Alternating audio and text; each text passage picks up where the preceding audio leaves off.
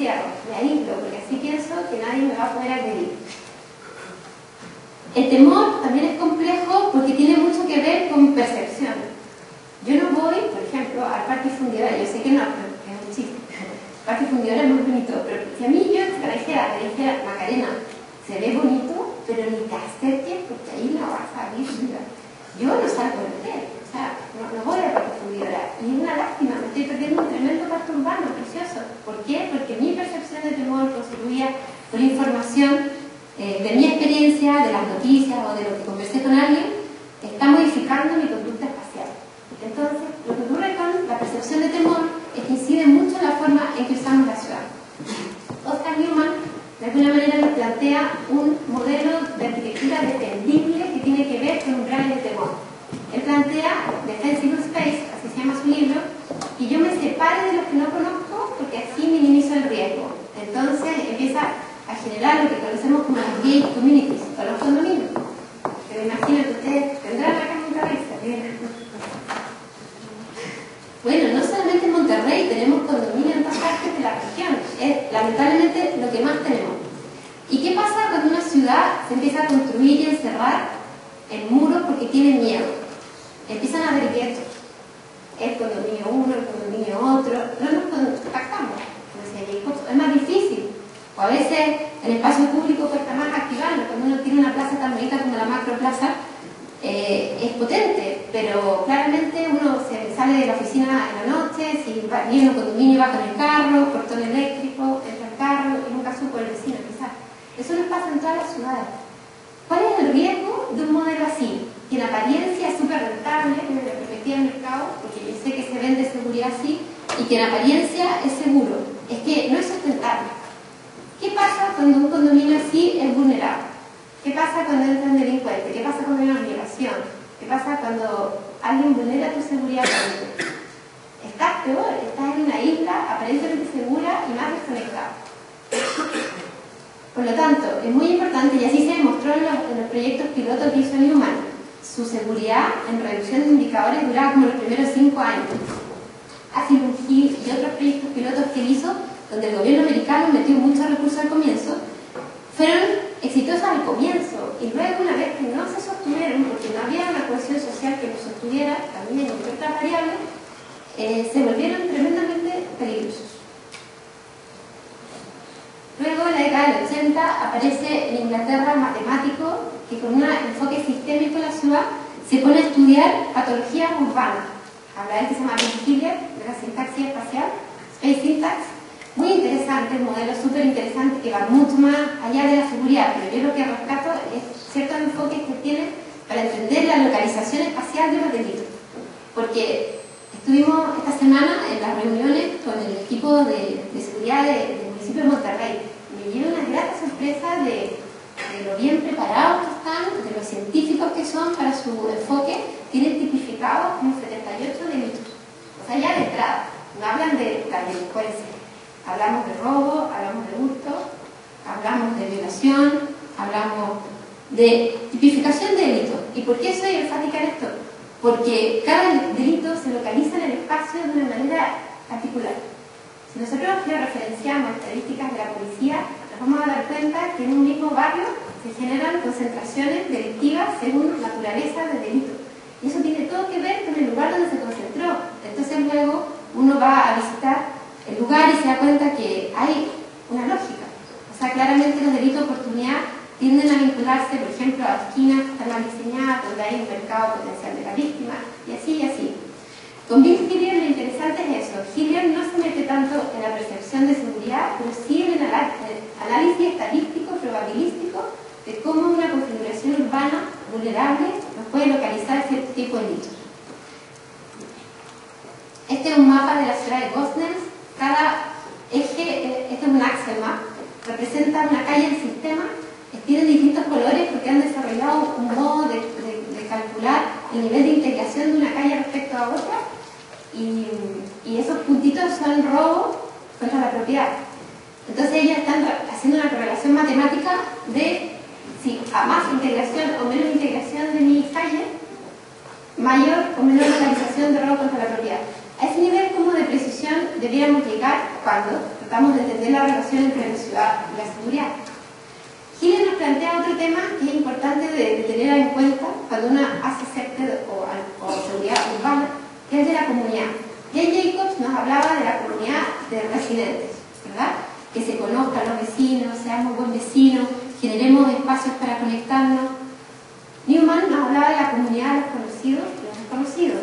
Ya no te conozco, voy a desconfiar, yo solamente confío, los conozco, no están adentro del condominio. Giller nos habla de la comunidad virtual, que es muy interesante porque ¿qué pasa en aquellos centros urbanos donde no hay residencia?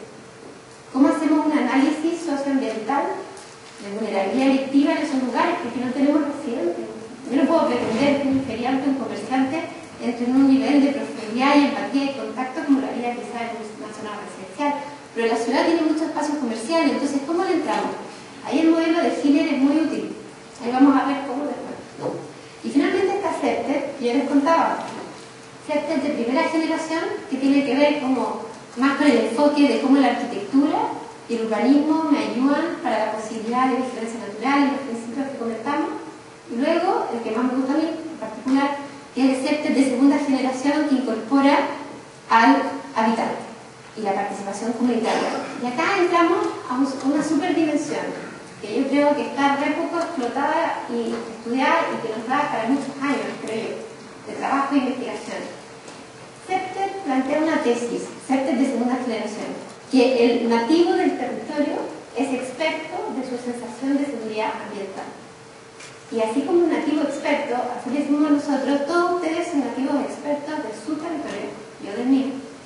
Tenemos una información ambiental consciente e inconsciente tan rica, que una estrategia de seguridad urbana no tiene que dejarla de lado. Y hay distintas formas de rescatar ese conocimiento.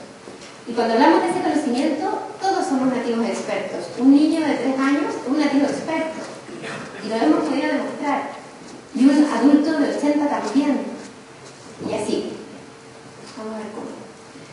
Muchas veces cuando tenemos experiencias de temor, los umbrales de temor registran la información como es una emoción básica a nivel inconsciente. Entonces, ¿de qué manera podemos nosotros hacernos cargo o recibir esa fuente de información? CERTED tiene muchas metodologías. Una que usamos mucho son los talleres de dibujo. Vamos a explicar más en detalle cómo se aplica. Y es lo que vamos a hacer en Tampiquito el domingo. Un taller de dibujo entra a la experiencia ambiental del nativo experto no desde la vulnerabilidad delictiva, sino que desde su satisfacción de necesidad ambiental. Entonces, las preguntas cuando nosotros armamos taller de dibujo es, por ejemplo, ¿sueña Tampiquito? Nunca le preguntamos, dibújenos cuánto miedo tiene o dónde está la violencia.